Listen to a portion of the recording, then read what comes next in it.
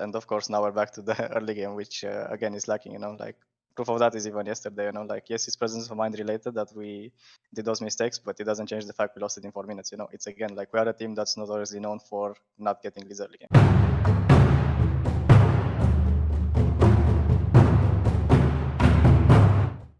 Hi everyone, this is Tom reporting from the LEC Summer Split, and with me here is AoD, the coach of Astralis, who unfortunately did lose their game against Fnatic on the first game of this 6th week in a pretty dominating fashion. It was a bit one-sided. AoD, we spoke a bit about it before we started recording this, but what are your direct takeaways from a game like that? First of all, hello, and nice to be here again, right? I think yesterday's game felt a bit off, in the sense of our presence of mind, like I think the plays we attempted were actually like spoken about. We knew the variables were there and everything, and we just didn't execute them the way we should have. And I just think as a result, we lost the game in literally 4 minutes. I think there's not much more to say really after that. I think we tried to come back in the usual way we do, like we throw curveballs, we look for picks and all that. And we even had a close fight towards the end of the game. I think that was a pretty good fight by us, but we were just too behind, sadly, to capitalize on it. Yeah, and sometimes when teams scrim, you have a game that's lost very early on, and then at least you can remake. But when you see this happen as a coach on stage, how do you take feedback from that? Because when you're scrimming, you can just say, "Okay, guys, we remake. Let's pay a bit more attention here," and it's easily shrugged off. But as a coach, how do you handle that? I mean, I have to say, it felt a bit surreal watching yesterday's game, because like minute 4, I'm like looking and I see 6-0. I'm like, okay, this resembles a scream sometimes, right? But there's not much really you can do. I just think you're already thinking about what you're gonna say to the guys, and also, monitor for such tendencies to never happen again, right? I don't think really there's anything else to it. It's just you kind of have no counterplay really if it ends up in You 4 just have to minutes. move on and Yeah. and hope that next time it goes better.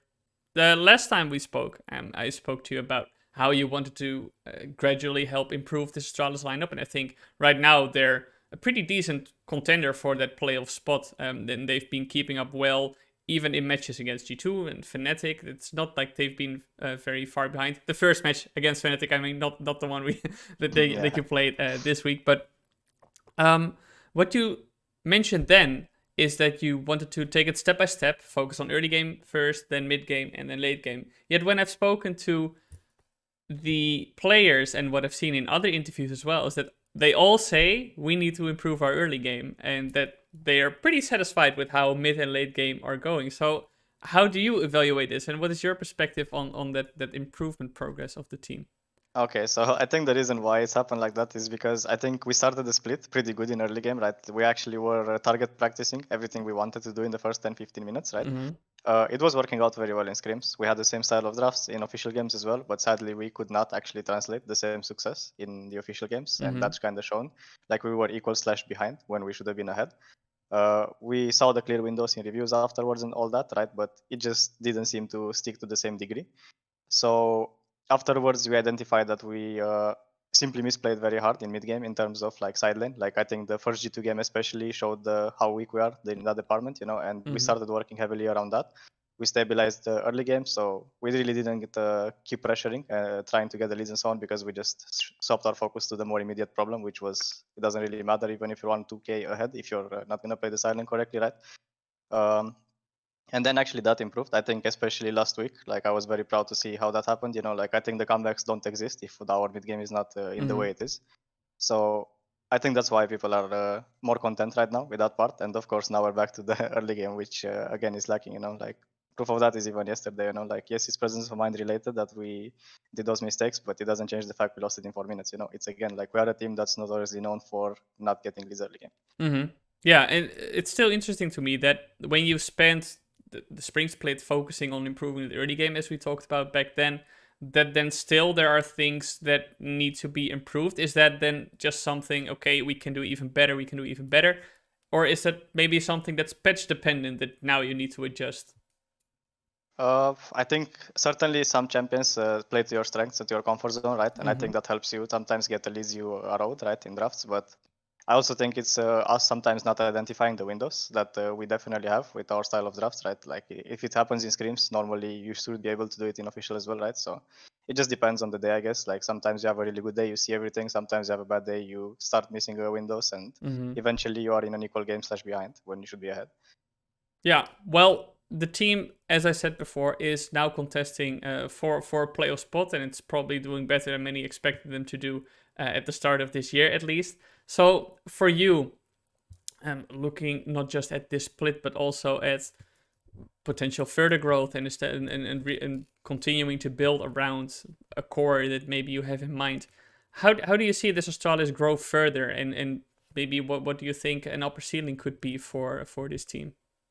I think consistency is like something that is on my mind, you know. Like I think we kind of don't want to be as volatile sometimes, you know, in early game especially, like allowing people to get this kind of big leads against us and so on. So we definitely need to work on that. But um, I think we have improved a lot in many areas that we were looking for. You know, like for example, our team fighting. I remember last split, it was like none of us was happy with like the way we team fight at the end of the split. You know, and right now it's polar opposite. It's actually a win condition for us. You know, and that's very great to see, right? So I just think it's just about being more consistent early game. Maybe even like actually getting leads, which we are owed from drafts, right? And then I guess we can see how we do from there. You know, but I think overall we have a good foundation for most of the stuff right now. You know, it's just a matter of raising the bar a bit on everything and remaining consistent on that. Yeah, are there any? I don't know if you work with any of the players specifically to help them improve. Coaches who also play, they also play the game, and they have a natural, they're naturally inclined to maybe help coach the player that plays the same role as them a bit more. Or is it for you like you have them all at the same level of coaching that you apply? I mean, normally I, of course, pay some attention more to support, right? Because I've been playing support, but I don't think I manifest that necessarily through my coaching style. Because I really like to train teams more than individuals, sort of, you know. So I am very much on the side of team play, you know, and like communication as five and all that. So I just focus on making sure that we play as a group and we behave as a group outside the team, outside the game as well. Right. Because you mentioned support, it is something I want to talk about. promisq is a player that's always been heavily discussed in the community, and right now it's being discussed as well. I saw a tweet from Astralis' League of Legends Twitter account saying, "Don't attack promisq. You know, don't. There's no place for abusive messages," which of course there is no place for abuse, and that he's an integral part of the team. How do you view his role at the team at the moment? And can you elaborate maybe a bit more for the people who don't understand what he brings to the team? Why Astralis is still confident in keeping him? Yeah, like I think is a very big reason for why we win as well. You know, like we mentioned as well that we have a very unorthodox way of playing the game, mid game especially, right? Like we find picks that maybe other teams don't look for or are not keeping their guard up for, right? Uh, he's very creative player in my opinion. Like this is kind of why we even wanted him in the first place, right? Like when we scouted, we saw a lot of creativity in him. I think in first split maybe he didn't manifest it as much as in this split, but this split, especially in communication and stuff, he throws a lot of good ideas, and I think that's one of his strengths. He's also like not afraid to put his body on the line in the game, you know, to like make the plays happen. And yes, sometimes he'll die more for it, but you know, he's actually baiting people into a lot of bad stuff for them long term. So it doesn't always work out for us. Like I said, we need to be more consistent as a team around these things, but he definitely provides a lot of direction and you know, curveballs in the game, which matter a lot. Right. And how is it for you as a coach then to see one of your players be so attacked on social media? I mean, I obviously don't like it. I think it's very hard for players to like keep getting, you know, assaulted like this all the time. It's obviously like eventually gonna cost him in mental. So we try to be supportive of him in the team. I think he has a lot of support from our side, from staff and players alike. So we're just trying to keep the focus on the game and you know make sure he doesn't feel the repercussions too hard. Right. Now, he is obviously also a player who sometimes likes to poke the bear a little bit. Is it something that they could tell him then, like, okay, dude, maybe you shouldn't do this if you know that it's gonna backlash, or do you leave it to him? I mean, honestly, like this kind of stuff, I think is player's decision, right? Like if he feels he can take the lashback afterwards, I mean, it's his decision to make, right? But obviously, I wouldn't do it if I was him, you know. But we are different people, right? So if he feels he can take it, then it's his decision to make. All right. Well, AoD, thank you so much for joining me today. Best of luck. Thank you as well for having well, me. for now, for the match that you're going to be playing today, but also in the rest of the split. Thank you very much.